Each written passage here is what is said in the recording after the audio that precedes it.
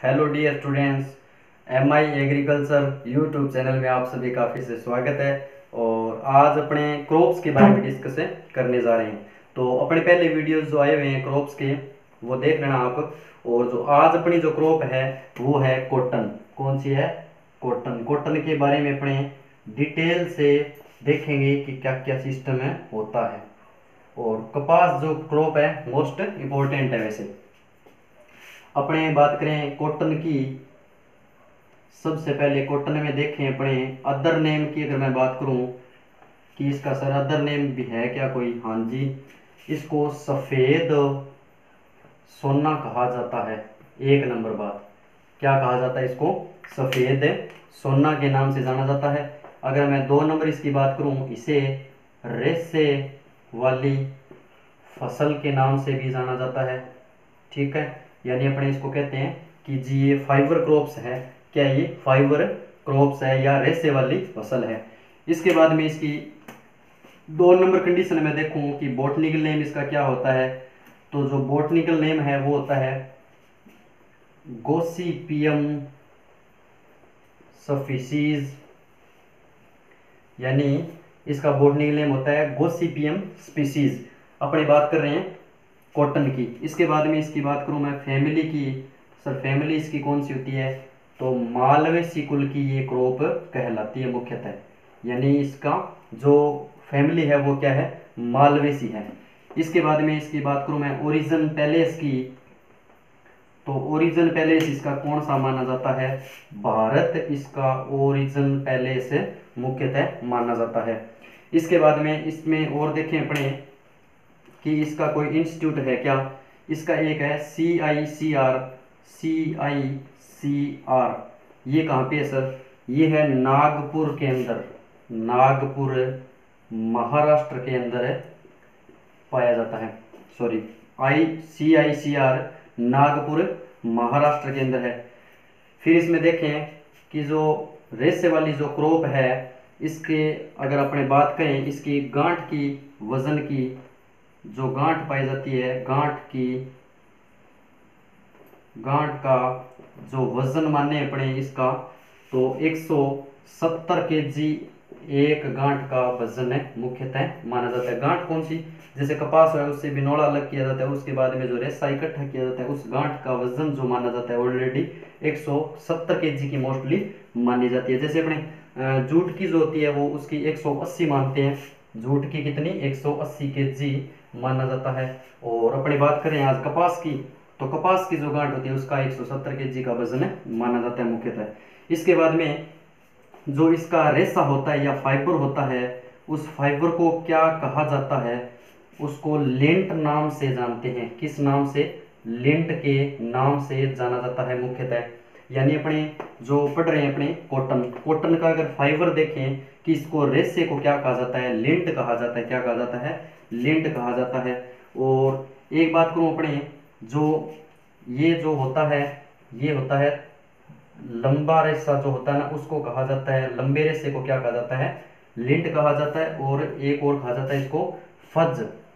यानी फज किसको कहते हैं? जो छोटा रेशा होता है उसको फज के नाम से जाना जाता है। यानी जो लंबाई के अंदर अपने रेशे को ऐसे ऐसे धागे के रूप में जब स्ट्रीच करते हैं तो जो लेंट जो किसको कहा जाता है? जो लंबा ज्यादा हो। और फज किसको कहते हैं? जो रेशा छोटे रूप के अंदर रह जाए उसको क्या कहा जाता है?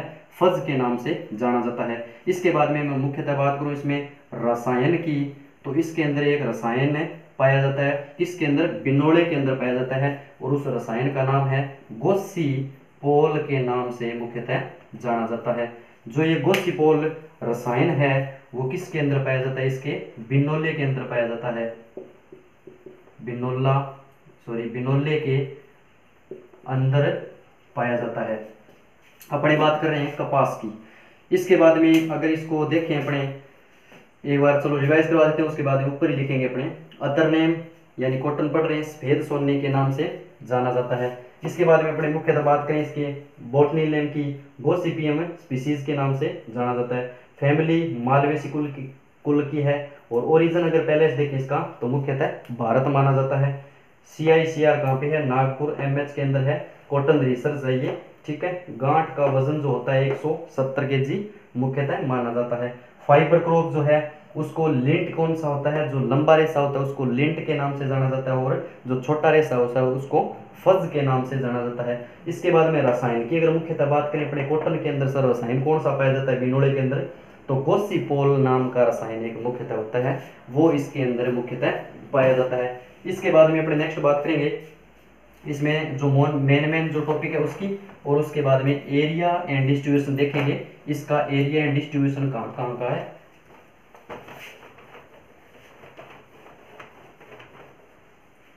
अपने कॉटन के बारे में देख रहे हैं। कॉटन में सबसे पहले अपने देखें कि कॉटन का जो सीड होता है उसको सीड कॉटन किसको कहते हैं। जो सीड एक होता है सीड कॉटन और एक होता है कॉटन सीड। क्या होता है कॉटन सीड। सर दोनों में डिफरेंस क्या है। जो कॉटन सीड होता है उसे इसके अंदर क्या होता है, जो लिंट होता है या जो रेशा होता है वो बिनोले से अलग किया जाता है, यानी बिना लिंट बिना के जो सीड है उसे क्या कहा जाता है, सीड कॉटन सीड कहा जाता है। जैसे अपने बिट्टी कॉटन आती है, ठीक है, तो बिट्टी कॉटन इसका ही मुख्यतः एक प्रकार से उदाहरण है। बिट्टी कॉटन में क्या होता है, रेशा नहीं होता, ओनली फॉर सीड होता है। बिट्टी कॉटन कॉटन सीड का ही एक प्रकार से क्या होता है, उदाहरण माना जाता है। सीड कॉटन कौन सा होता है, बीज के साथ कौन सा, बीज प्लस कपास का रेशा जो होता है उसे क्या कहा जाता है, सीड कॉटन के नाम से जाना जाता है। जैसे दो अवधारणाएं हैं यहाँ पे, क्या है, दो अवधारणाएं मुख्यतः है, एक है सीड कॉटन, एक है कॉटन सीड। कॉटन सीड अपने कह देते हैं नॉर्मली कि यार ये कौन सा सीड है, कि कॉटन सीड। कॉटन सीड का मतलब क्या, उस पर रेशा नहीं पाया जाता, और सीड जो कॉटन है उसको क्या कहा जाता है, बीज प्लस कपास, यानी अपने उसके ऊपर जो रेशा होता है ना उसी को साथ में अगर गिने ना तब उसको क्या कहा जाता है, सीड कॉटन कहा जाता है। दोनों ही अवधारणाएं मुख्यतः इंपॉर्टेंट है ये। इसके बाद में अपने बात करेंगे इसके क्लासिफिकेशन की। जैसे अपने बात करें क्लासिफिकेशन ऑफ कॉटन, ठीक है, यानी जो कॉटन की क्रॉप है उसका क्लासिफिकेशन कितने प्रकार का होता है, यानी कॉटन जो है वो कितने प्रकार की होती है मुख्यतः, तो दो प्रकार की होती है। एक नंबर अगर मैं नाम लूं तो अपने सभी ने सुना होगा देसी कपास का नाम सुना होगा सभी ने, देसी कपास। सबसे पहले इसमें अपने अगर बात करें, अगर 2N की बात करूं मैं तो इसके अंदर 26 2N पाए जाते हैं, यानी इसके अंदर जो गुणसूत्र संख्या है वो कितनी होती है, 26 पाई जाती है। यानी देसी कपास के अंदर कितनी पाई जाती है, 26 पाई जाती है। इसके बाद में जो इसे कहते हैं पुराने विश्व की कपास मानी जाती है, पुराने विश्व की कपास के नाम से जाना जाता है। किसको, देसी कपास को जाना जाता है। किस नाम से, पुराने विश्व की कपास के नाम से भी जाना जाता है। इसके अंदर अगर मैं मुख्यतः बात करूं कि वो अलग अलग कौन सी स्पीसीज है, एक होती है गोसिपियम है आर्बोरियम, गोसिपियम है आर्बोरियम। एक नंबर की बात करें गोसिपियम आर्बोरियम, यानी मैं नाम दोबारा ले लेता हूं। अपने बात कर रहे हैं देसी कपास की। देसी कपास में दो स्पीसीज पाई जाती है, एक कौन सी, गोसिपियम आर्बोरियम, और दूसरी पाई जाती है गोसिपियम हिरसिटुम, गोसिपियम हर्बेशियम। कौन सी, गोसिपियम हर्बेशियम। यानी अपने बात कर रहे हैं देसी कपास की, पुराने विश्व की कपास के नाम से जाना जाता है, 26 पाए जाते हैं, और गोसिपियम आर्बोरियम के नाम से जानी जाती है। और दूसरी अगर स्पीशीज की मैं अगर बात करूं, गोसिपियम हर्बेशियम, सॉरी गोसिपियम हर्बेशियम, यानी आर्बोरियम और हर्बेशियम दोनों ही कौन सी है, देसी किस्म है, किसकी, देसी कपास के नाम से जानी जाती है। कौन कौन सी, आर्बोरियम और हर्बेशियम। इसके बाद में अपने मुख्यतः क्लासिफिकेशन देख रहे हैं, देसी कपास देख लिया। इसके बाद में अपने बात करेंगे अमेरिकन कपास की। तो एक बार थोड़ा साफ कर लेते हैं। यानी अपने क्लासिफिकेशन देख रहे हैं, ये तो समझ में आ ही गया होगा सीड कॉटन क्या होता है और कॉटन सीड किसे कहते हैं। इसके बाद में अपने नेक्स्ट बात की थी क्लासिफिकेशन दो प्रकार का होता है, देसी कपास और अमेरिकन कपास। तो एक नंबर मैंने डिफाइन कर दिया देसी कपास के बारे में, और दूसरे अपने देख रहे हैं जो 2 नंबर की मैं बात करूं अमेरिकन कपास। एक नंबर हो गया था अपना देसी कपास, दूसरे नाम लिए अपने अमेरिकन कपास। इसको नई किस्म के नाम से भी जाना जाता है, नई किस्म कहते हैं इसे। यानी अमेरिकन जो कपास है उसको नई किस्म का नाम दिया जाता है। इसके अंदर अगर बात करें अपने टूवन की, तो इसके अंदर 52 टूवन मुख्यतः पाए जाते हैं। यानी गुणसूत्रों की अगर मैं बात करूं तो टूवन जो है 52 पाए जाते हैं। इसके बाद में अपने मुख्यतः बात करें इसकी 2 स्पीसीज की, तो एक नंबर की मैं स्पीसीज की अगर बात करूं तो गोसिपियम हर्सुटम के नाम से जानी जाती है।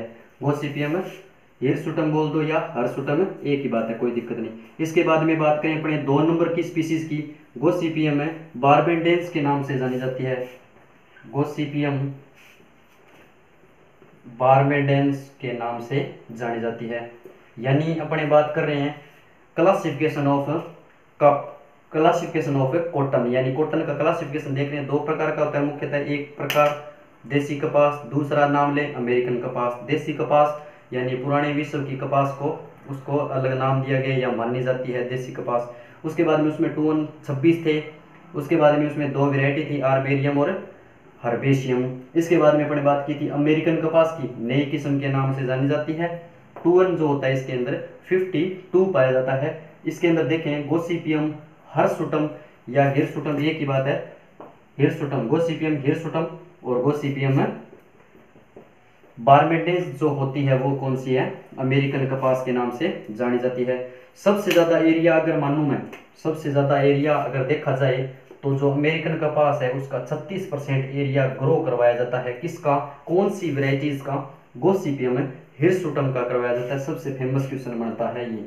यानी अपने बात करें कि अमेरिकन जो कपास है उसके अंदर अपने देखें कि जो वेराइटीज है दोनों, उसके अंदर से सबसे ज्यादा ग्रो करवाना कौन सी के अंदर एरिया आता है, तो 36% एरिया आता है। और किसका आता है, गोसिपियम हिरसुटम का आता है। इसके बाद में अपने बात करेंगे इसके क्लाइमेट की, यानी अपने कॉटन पढ़ रहे हैं, क्लाइमेट में देखें सर क्लाइमेट में कौन सा क्लाइमेट चाहिए इसको मोस्टली उष्ण जलवायु की आवश्यकता पड़ती है, उष्ण जलवायु की आवश्यकता पड़ती है। अगर जर्मिनेशन टेम्परेचर की मैं बात करूं, जर्मिनेशन टेम्परेचर अगर चाहिए इसको तो 16 डिग्री पे क्या हो जाता है इसका, मोस्टली जर्मिनेशन हो जाता है। इसके बाद में अपने ग्रोथ की बात करें तो ग्रोथ जो है इसकी 21 से 27 डिग्री सेंटीग्रेड इसकी ग्रोथ मुख्यतः हो जाती है। इसके बाद में इसकी डफ अवस्था मानूं मैं, इसका पकाव अवस्था तो 27 से लेके 32-33 तक कोई दिक्कतें नहीं है, 37 तक भी कोई समस्या नहीं है इसमें। ये एवरेज में कोई दिक्कत नहीं आती, जैसे 32 हो गया 33 हो गया। हाँ, जो एक्यूरेट डाटा है ना, जैसे जर्मिनेशन टेम्परेचर है एक्यूरेट, तो ये आगे पीछे नहीं होना चाहिए। ये अब देखो सीड है, सीड को अपने कोई प्लेट के अंदर ग्रो करवाएंगे, उसको जो एनवायरनमेंट मिलना चाहिए, वायु मिलनी चाहिए और टेम्परेचर मिलना चाहिए, प्रकाश मिलना चाहिए, अगर वो कंडीशन नहीं मिलेगी तो वो ग्रो नहीं हो पाएगा। यानी जो ग्रो होने वाली जो कंडीशंस है वो 16 डिग्री अगर एक्यूरेट है तो ये डाटा क्या मोस्ट इंपोर्टेंट माना जाता है। रेंज के अंदर कोई समस्या नहीं होती, अलग अलग बुकों के अंदर अलग अलग डाटा मिल जाएगा आपको देखने को, यानी 32 की जगह 33 भी मिल जाएगा, 35 भी मिल जाएगा, वहां कोई समस्या नहीं है। इसके बाद में अपनी बात करेंगे इसके सॉइल की, तो सॉइल जो है इसकी मुख्यतः यहाँ पे बात हो जाएगी। वैसे तो सॉइल में अपने देखें तो क्ले जो मिट्टी है अपनी, क्ले सॉइल उपयुक्त मानी जाती है। और कपास के लिए सबसे मुख्यतः अगर अपने माने तो जो ब्लैक सॉइल है वो क्या है, मुख्यतः बहुत सूटेबल मानी जाती है। किस क्रॉप के लिए, कपास की क्रॉप के लिए। पीएच अगर अपने देखें इसका 5.5 से 8.5 इसका पीएच माना जाता है, 5.5 से 8.5 8 तक इसका क्या माना जाता है, मुख्यतः पीएच माना जाता है। यानी यहाँ पे दिख नहीं रहा है आपको, मैं यहाँ पे लिख रहा हूँ सोइल, दोबारा बता रहा हूँ आपको। जो सोइल है ये मुख्यतः क्ले मिट्टी के लिए भी उपयुक्त है, और ब्लैक सोइल में ये सूटेबल तरीके से माना जाता है। ब्लैक सोइल ज़्यादा सूटेबल है कपास के लिए। अगर इसमें अपने देखें पीएच की अगर मात्रा देखें 5.5 से लेके 8.5 तक कहीं समस्या नहीं है। यानी 5.5 से लेके 8.5 तक क्या हो सकता है, पीएच इसकी मेंटेन होके कॉटन की क्रॉप इसमें ग्रो हो सकती है। इसके बाद में अपने मुख्यतः बात करें, एक बार थोड़ा सा रिवाइज करवा देता हूँ। जैसे अपने क्लासिफिकेशन देख लिया, क्लासिफिकेशन में नई किस्म है 2 बराबर 52 है, और गोसिपियम हिरसुटम के नाम से जानी जाती है। सबसे ज़्यादा एरिया किसका उगाया जाता है, हिरसुटम का ही उगाया जाता है। ये सबसे ज़्यादा एरिया ग्रो करवाया जाता है। ठीक है। इसके बाद में अपने बात करें क्लाइमेट की, उष्ण जलवायु की क्रॉप्स मानी जाती है मुख्यतः। और जर्मिनेशन अगर टेम्परेचर देखा जाए इसका 16 डिग्री सेंटीग्रेड क्या है इसका मोस्टली माना जाता है। ग्रोथ की मैं बात करूं 21 से 27 डिग्री सेंटीग्रेड क्या माना जाता है इसका मोस्टली ग्रोथ टेम्परेचर माना जाता है। डफ अवस्था यानी पका अवस्था का इसका देखा जाए तो 27 से 32 डिग्री सेंटीग्रेड क्या है इसका मोस्टली माना जाता है। सोइल अगर बात करें तो ब्लैक सोइल सूटेबल मानी जाती है, और पीएच की अगर बात करूं मैं तो 5.5 से लेके 8.5 तक कहीं समस्या नहीं है। अब अपने बात करेंगे सर आगे सोइल के बाद में क्रॉप को ध्यान से अगर पढ़ें अपने, अगर रिवाइज करने का तरीका बताऊं मैं, क्रॉप को इस सूटेबल तरीके से आप अपने लिख लेना, और लिखने के बाद में अगर ढंग से रिवाइज कर ले तो क्रॉप दिमाग में वैसी की वैसी छप जाती है, कोई समस्या नहीं।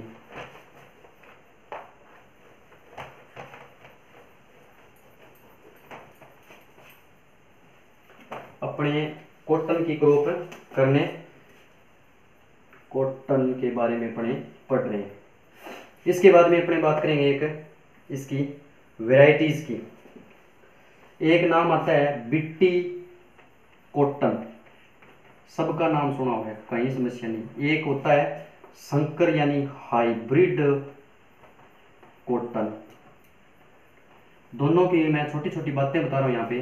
जो बिट्टी कॉटन है उसको सीडी माई ने बताया था, मुख्यतः सीडी माई को शेरिया जाता है, और इसको बताया था सीटी पटेल ने। किसने, सीटी पटेल। यानी अपने बात कर रहे हैं बिट्टी कॉटन को किसने बताया था, सीडी माई ने बताया था, और हाइब्रिड कॉटन को किसने बताया था, सीटी पटेल ने। दोनों ही डाटा क्या है, बहुत ज़्यादा मोस्ट इंपॉर्टेंट है। यानी दोनों में अपने को याद रखना है, जो बिट्टी कॉटन है वो सीडी माई ने, और हाइब्रिड कॉटन किसने बताया था, सीटी पटेल ने बताया था। इसके बाद में अपने वेराइटीज की बात करेंगे यहाँ पे। किसकी, वेराइटीज की मैं अगर बात करूं तो सबसे पहले अगर बात की जाए हाइब्रिड वैरायटी की, हाइब्रिड वैरायटी, हाइब्रिड की बात करें H4 जो किस्म है वो विश्व की प्रथम संकर किस्म मानी जाती है। फर्स्ट हाइब्रिड वैरायटीज मानी जाती है। यानी H4 फर्स्ट हाइब्रिड वैरायटी मानी जाती है। इसके बाद में इसमें बात करें ये किसने बताई थी, सीटी पटेल ने प्रमुखता निकाली थी। किसने, सीटी पटेल ने मुख्यतः निकाली थी। किसने, सीटी पटेल ने, जिसने हाइब्रिड कॉटन निकाला था ना, हाइब्रिड कॉटन की अवधारणा दी थी उसने, सीटी पटेल ने क्या किया था 1970 के अंदर इसको निकाला था मुख्यतः, 1970 के अंदर मुख्यतः निकाला था। इसके बाद में बात करें गुजरात,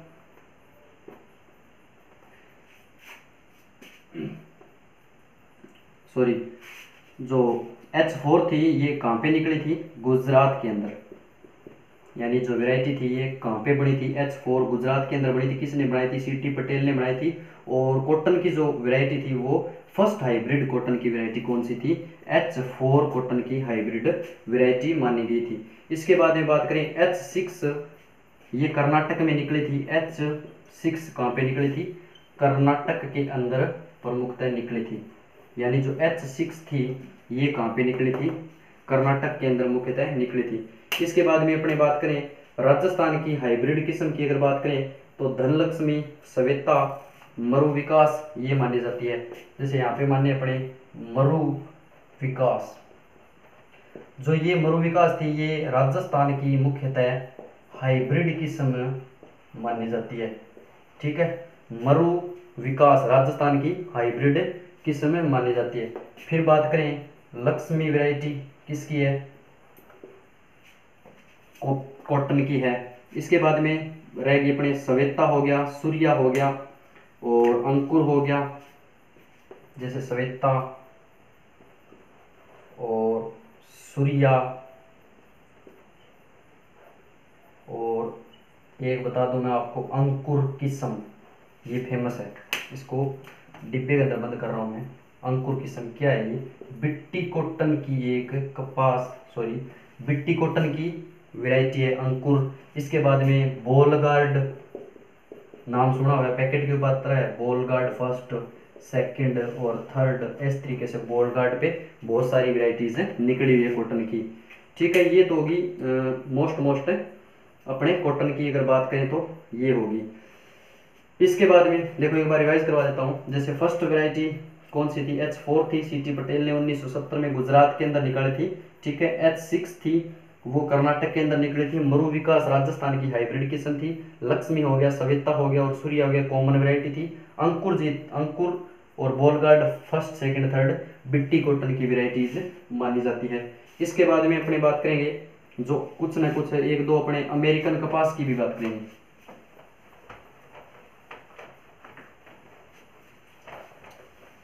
अमेरिकन कपास,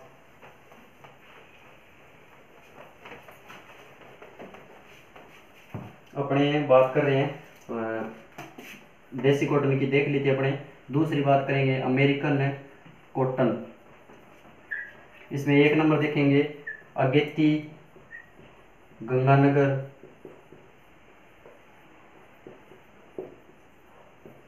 ठीक है, और गंगानगर अगेती या अगेती गंगानगर। इसके बाद में अपने बात करेंगे बीकानेरी नरमा, ये दोनों किसकी है, राजस्थान की वैरायटीज मानी जाती है, दोनों वैरायटी राजस्थान की है। इसके बाद में एक अपने को देखने को मिलता है जैसे सुजाता हो गया, सुजाता ये भी किसकी है, अमेरिकन है, कपास की है। अब अपने बात करें देसी कपास की, अगर बात करूं मैं देसी कपास में अपने देखें कौन कौन सी सर, प्रताप कृषि फर्स्ट, प्रताप कृषि फर्स्ट और गिरिनार। ठीक है, ये वैरायटी किसकी है, देसी कपास की है। प्रताप कृषि हो गया, गिरिनार हो गया, लोहित हो गया, RG8 हो गया, लोहित और RG8 हो गया। ये किसकी किस्म है सारी, ये देसी कपास की। यानी अमेरिकन कपास की अपने देखें तो अगेती गंगानगर हो गया, बीकानेर नरमा हो गया, सुजाता हो गया, ये मुख्यतः राजस्थान की किस्में हैं। देसी कपास की बात करें अपने प्रताप कृषि हो गया फर्स्ट और गिरिनार हो गया और लोहित हो गया और RG8 हो गया। इसके बाद में अपने इसकी मुख्यतः बात करेंगे सीड रेट। देखो मुख्यतः जितनी जितनी जो फेमस वेराइटीज थी वो मैंने बता दी, बाकी तो वेराइटियों का कोई अंत नहीं है, हजारों लाखों बनी हुई है। अपने कॉटन के बारे में पढ़ रहे हैं और कॉटन में अब देखेंगे अपने इसकी मुख्यतः सीड रेट की बात करूंगा मैं। इसकी सीड रेट की बात की जाए तो 10 से 18 kg किसकी है, देसी कपास की मानी जाती है। अपने देखेंगे पहले देसी की फिर अमेरिकन की। ठीक है, देसी की बात करें तो 10 से 18 kg प्रति हेक्टेयर और इसकी होती है अमेरिकन की 18 से 20 kg प्रति हेक्टेयर। मुख्यतः वैरायटी जो है उसकी सीड रेट मानी जाती है।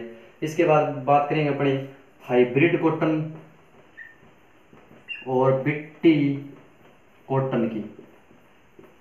अपने बात कर रहे हैं देसी यानी 10 से 18 kg प्रति हेक्टेयर और अमेरिकन की 18 से 20 kg प्रति हेक्टेयर। इसके बाद में अपने बात करेंगे हाइब्रिड की और हाइब्रिड के बाद में अपने देखेंगे बिट्टी कॉटन की। यानी जो हाइब्रिड की है 2 से 3 kg प्रति हेक्टेयर हाइब्रिड की होगी और इसकी होती है 1 से लेके 1.5 kg प्रति हेक्टेयर। यानी अपने सबसे ज्यादा अब बिट्टी कॉटन का ही नरमा बुआई की जाती है। बिट्टी कॉटन की जो सीड रेट होती है वो होती है ओनली फॉर 1 से 1.5 kg प्रति हेक्टेयर मानी जाती है मुख्यतः। ठीक, एक बार अपने बात करते हैं, रिवाइज करवा देते हैं थोड़ा सा।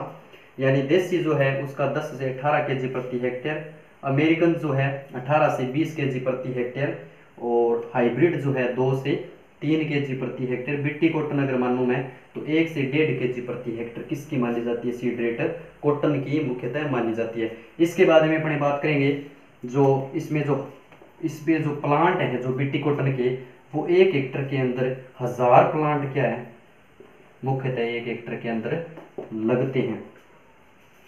इसके बाद में अपने बात करेंगे जो बिट्टी कॉटन है उसको स्वीकृति कब मिली थी, 2002। अपने कॉटन के बारे में देख रहे हैं, कॉटन की सीड रेट देसी की 10 से 18 kg प्रति हेक्टेयर, और अमेरिकन की बात करें तो 18 से 20 kg प्रति हेक्टेयर, हाइब्रिड की बात करें 2 से 3 kg प्रति हेक्टेयर। बिट्टी कॉटन जो है अपना उसका 1 से 1.5 kg प्रति हेक्टेयर रखते हैं, 1000 प्लांट प्रति हेक्टेयर बिट्टी कॉटन के लगते हैं। स्वीकृति इसको 2002 के अंदर मिली थी। बहुत सारे जो रोग है उसके प्रति ये क्या सहनशील है, इसमें रोग बहुत कम लगते हैं। इसके बाद में अपनी बात करें, एक नाम आता है कि जी कपास में जो क्रियाएं होती है, चलो ये मिटा लेते हैं, कई प्रकार की अपने प्रैक्टिस करते हैं, जैसे ओटाई हो गया, जिनिंग हो गया, टिपिंग हो गया, ये सारी जो क्रियाएं होती है वो किसके अंदर की जाती है, कॉटन के अंदर की जाती है। गन्ने में भी कम से कम 6 या 7 प्रैक्टिस की जाती है, और कपास में 2 नंबर स्थान आता है, कपास में भी बहुत सारी प्रक्रियाएं की जाती है। तो मैं यहाँ पे बात करूँ अगर क्रिया की कि अपने कौन कौन सी क्रिया करते हैं इसमें, मुख्यतः 1 नंबर का नाम लूँ मैं तो टॉपिंग की जाती है इसमें। ठीक, 2 नंबर अपने देखें इसके अंदर तो निपिंग भी इसी में की जाती है। 3 नंबर इसमें देखें तो जिनिंग की जाती है, यानी बिंदोले से रेशा अलग करना क्या कहलाता है, यानी यहाँ पे लिख सकता हूँ मैं, बिनोले से रेशा अलग करना क्या कहलाता है, अलग करना, जिनिंग की प्रैक्टिस कहलाती है। इसके बाद में 4 नंबर देखें अपने, इसमें ओटाई, 4 नंबर नहीं है, यानी जिनिंग का दूसरा नाम अपने क्या ले सकते हैं, एक प्रकार से ओटाई भी कह सकते हैं। इसके बाद में जो इसमें मेन प्रक्रिया थी, जैसे निपिंग क्या होता है, इसके ऊपर की पत्तियों को तोड़ा जाता है, निपिंग। इसके बाद टॉपिंग हो गया, निपिंग हो गया, जिनिंग हो गया, ये सारी प्रैक्टिस किसके अंदर की जाती है, मुख्यतः कपास के अंदर की जाती है। इसके बाद में अपने बात करेंगे डिजीज की, तो जो डिजीज हैं अपने वो कौन कौन से इसमें मुख्यतः लगते हैं, ये प्रमुख है कपास में। 1 नंबर लगता है, मैं बात करूं गुलाबी सुंडी का, गुलाबी सुंडी, यानी अपनी बात करें कपास का भयंकर कीट माना जाता है, कपास का भयंकर कीट माना जाता है, 1 नंबर कंडीशन। इसके बाद में अपने बात करें ये क्या खाता है, फ्रूट जो होता है उसको खाता है, यानी फल, या अपने कह सकते हैं जो फ्रूट है उसको खाता है। मुख्यतः गुलाबी सुंडी की अगर बात करूं, कपास का भयंकर कीट माना जाता है, फल या फ्रूट को यह खाता है। इसके बाद में इसका कंट्रोल क्या है सर, तो कंट्रोल अपने पास बहुत प्रमुखता है, और अभी अब जो कंट्रोल है अपने पास वो अपने बुआई कर रहे हैं उसकी। अगर बिट्टी कॉटन अपने बोएंगे तो ये गुलाबी सुंडी उसके अंदर बिल्कुल नहीं आएगी। ये क्या होता है, जो बिट्टी कॉटन के अंदर बेसिलस थ्यूरिजेनेसिस होता है, इसका फेमस नाम क्या होता है बिट्टी कॉटन का, बेसिलस थ्यूरिजेनेसिस नाम होता है। इसमें क्या पाया जाता है सर, क्राइजीन होता है, इसमें क्राइजीन फर्स्ट, क्राइजीन सेकंड के नाम से होता है। जब ये बिट्टी कॉटन के पत्तियों को खाता है ना गुलाबी सुंडी, उसके अंदर क्या हो जाता है, आंत के अंदर क्या है, छेद कर देता है इसके अंदर, तभी इसकी डेथ हो जाती है। तो ये गुलाबी सुंडी इसके प्रति बिट्टी कॉटन के ऊपर आती ही नहीं है। इसके बाद में अपने नेक्स्ट बात करें 2 नंबर डिजीज की, तो जीवाणु अंगमारी या ब्लैक आर्म लगता है इसमें, जीवाणु अपने ऊपर ही ले लेते हैं एक बार को, यानी अपने टॉपिंग निपिंग और जिनिंग किसकी क्रिया है? कॉटन की है मुख्यतः। डिजीज अपने देखें कीट लगता है भयंकर, गुलाबी सुंडी कपास का भयंकर कीट माना जाता है, फल फ्रूट को खाता है। और कंट्रोल देखें तो बिट्टी कॉटन है, और बिट्टी कॉटन का पूरा नाम क्या है? बेसिलस थ्यूरिजेनेसिस है। और बेसिलस थ्यूरिजेनेसिस के अंदर क्या पाया जाता है? क्राइजीन फर्स्ट एंड क्राइजीन सेकंड पाया जाता है।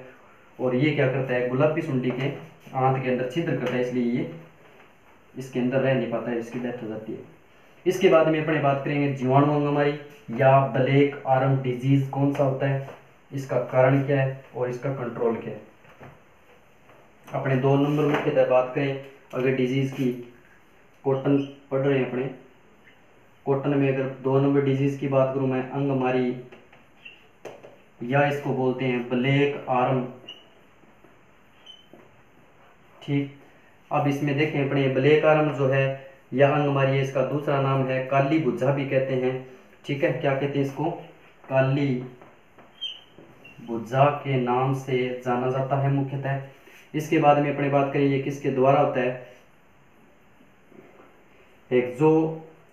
हेक्सेनोपोडियस मालवेसी, एक मिनट,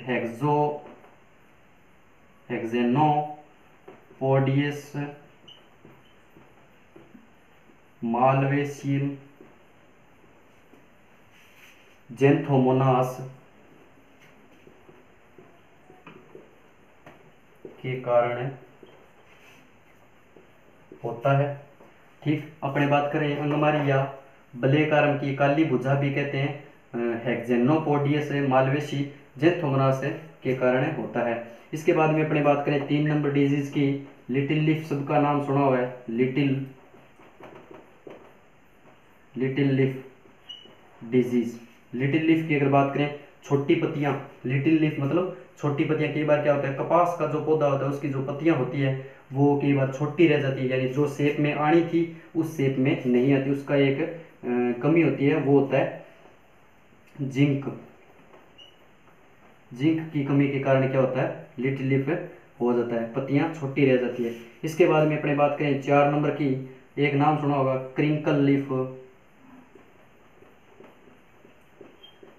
क्रिंकल लीफ यानी पत्तियों का मुड़ना, पत्तियां क्या हो जाती है? सिकुड़ जाती है या मुड़ जाती है, उसको किसकी कमी से माना जाता है? उसकी किसकी अधिकता से, सॉरी एमएन यानी मैगजीन की कमी से, सॉरी मैगजीन की अधिकता से। यानी अपनी बात करें क्रिंकल लीफ की तो पत्तियां सिकुड़ जाती है इस डिजीज के अंदर। इसमें क्या है? पत्तियां छोटी रह जाती है, पत्तियां छोटी रह जाती है।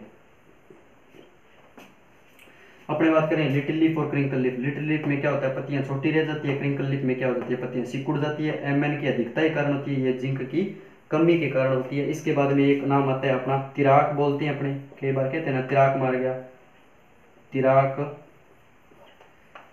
यानी तिड़क मारना।